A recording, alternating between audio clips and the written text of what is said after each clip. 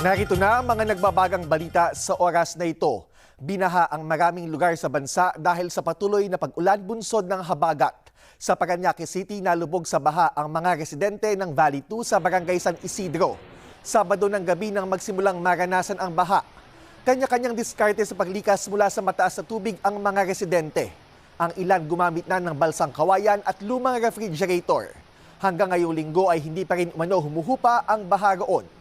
Sa Batangas, hindi bababa sa 15 barangay sa Lipa City ang binaha dahil sa patuloy na pag-ulan. Marami ding residente ang humingi na ng tulong para ma-rescue.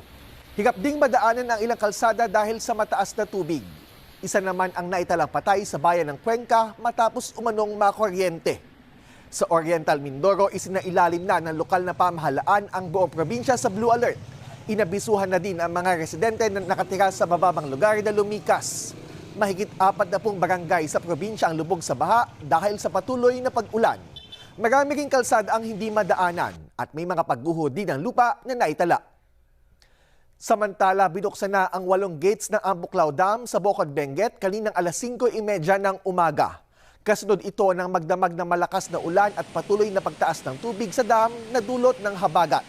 Pinapayuhan naman ang mga residente at ang Local Disaster Risk Reduction and Management Council sa Barangay Ambuklao na manatiling alerto at maging handa sa mga posibleng epekto ng pagpapakawala ng tubig mula sa dam.